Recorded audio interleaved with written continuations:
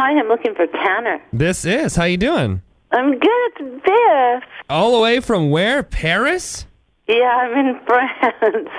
I call it Francie Pants. Why? What brings you there? Just Well, holiday? I spend a lot of time here. My manager and his wife have lived in Paris for a number of years, and let's see. I started coming here. I don't know, probably about 12 months ago, and I think I've spent more time here than I have at home. Oh, hey! I envy you. I wish I could be there right now. I know. I'm so sorry. It's so cold this winter. It's so cold everywhere. It's not fair. I know. That's terrible. Well, hey, thank you so much for doing this. That's great that you're sparing some time. It's great to chat with you. Oh, I'm thrilled. Thank you for asking me. Really. Well, Bif Naked on the line right now, and you're a Prairie girl. Where originally are you from? Then you're from Manitoba. Well, I was born in India, but my American parents raised us in Minnesota and Kentucky before moving us to Dauphin, Manitoba when we were 13. And then my father took a teaching position at the Wascana Institute in Regina. Really? And then he has since then been working and living up in Prince Albert, Saskatchewan, ever since. And so I spent a lot of time this last summer at Candle Lake up there, and I love Saskatoon very much. I love Regina. I love the whole province. I think that we're going to settle down there. You should. Maybe. Like, there's a really nice area near North Battleford. It's just beautiful up there. It's beautiful. Well, you're welcome to. I think the first time I guess we contacted each other, you probably don't recall this. Probably happens a million times, but I remember you were in North Battleford, and I tweeted you, and you actually replied. And that was my first big celebrity, my big celebrity reply. I was like, oh, amazing! Look at this, guys. Look at Bif Naked tweeted me. Now, was that the first time we were there, or was that the time we were there with the sheepdogs? I think you were. It was just recently, actually. Yeah, with the sheepdogs, you did some. The sheepdogs, maybe. That's or the I one. think that my guitar player JD Ekstrom, who's a Calgary boy, I think he and I might have also played there as an acoustic show. Because I think you were. I tweeted you something because you were still there. Your show was the day before, and you were still there like the following afternoon. And I think I asked you why you're still in North Battleford all this time. Because it's pretty. Because it's nice. But I originally, I guess, got to know you. Big Shiny Tunes 6, I think, was the. Cool. I love that stuff. Back in the day, those compilations were integral to artists like me. That's how old we are.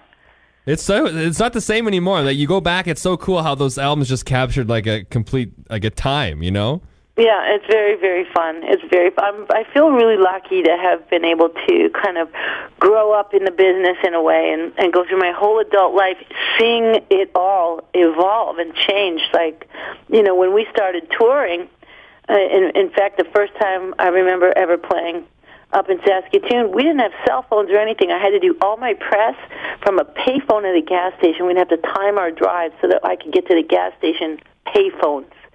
To call, for example, radio interviews or whatever. We didn't have computers. We didn't have anything. And just fax machines. If we were lucky, get a fax at the hotel. I mean, and it's just so different now. Wow. And your website right now, you list all the things that you've done. You got like recording artist, poet, writer, all this stuff. How about the dishwasher? Where did that come into play?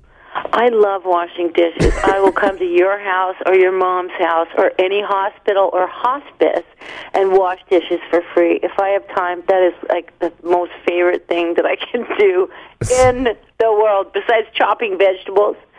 I swear to you, I love washing dishes. I love cleaning dishes and doing it. People don't like doing it, and I learned very young that if I offered to do it, I made people happy, because they got out of doing it. So it's something ingrained in me. I just think that, if I wasn't doing this, I'd be a dishwasher. And the bare knuckle fighter, where does that come in? Well, that's an old expression, I think. So you actually never was really for boxing. I'm a fan of MMA. We did Bodog fight for many years. I was lucky enough to travel the world with guys like Chael Sonnen. And we went to Costa Rica and to Russia and with the Russian Red Rockets, and I've been doing filming sequences in helicopters with Fyodor, and I'm such a huge MMA enthusiast, and so my bare knuckle fighting reference is actually not very ladylike. That is not very nice at all. And my mother would probably say, Beth, you take that down. But I just think it's really cool.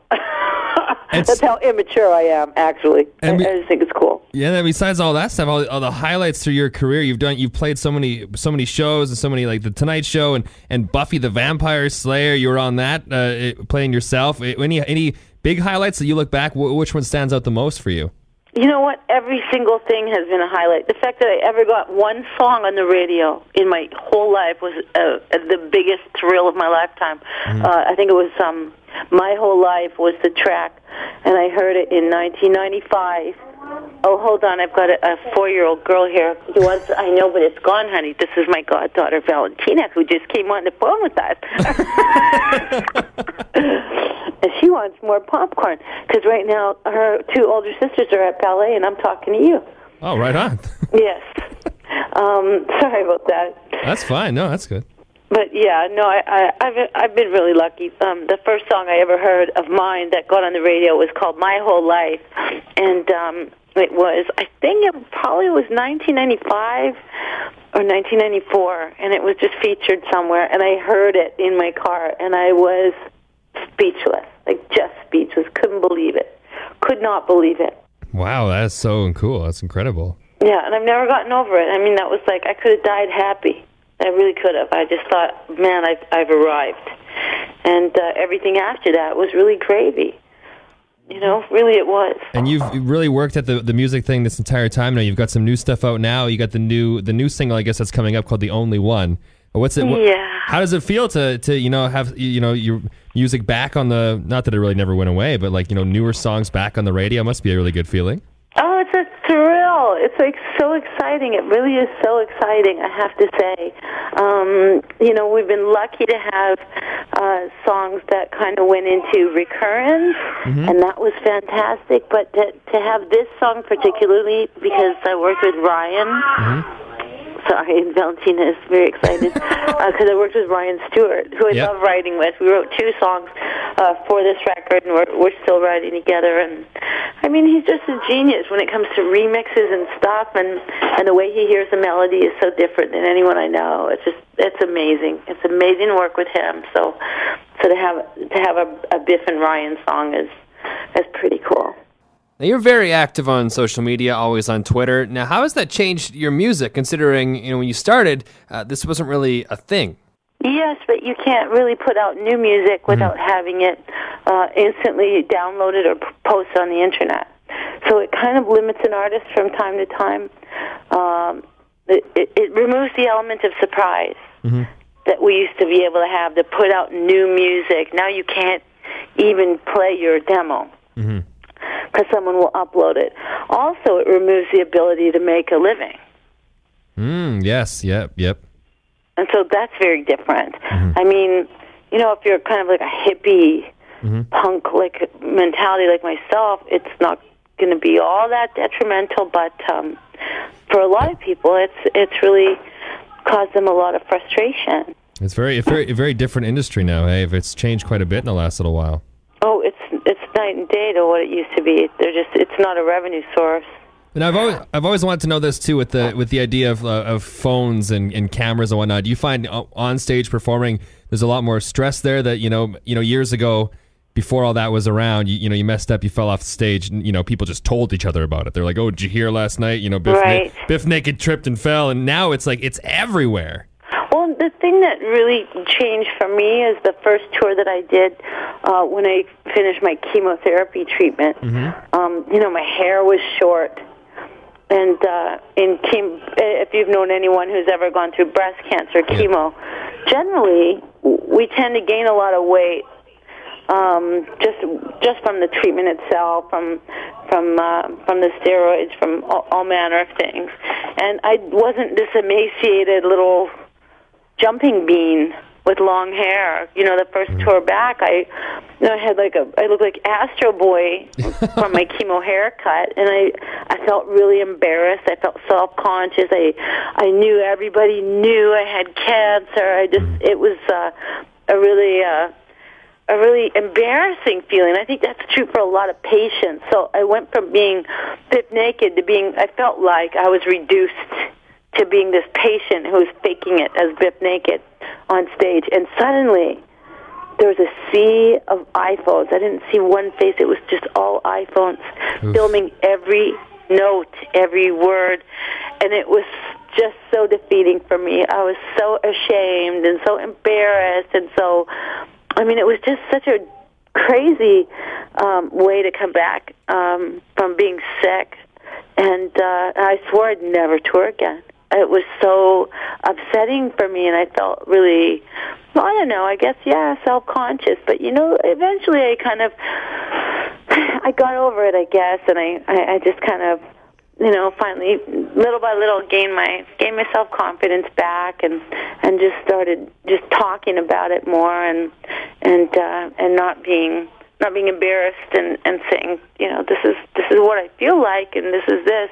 I never told one person to put their iPhone away, although I thought it. I don't want everybody filming my up close, my nostril hairs or something.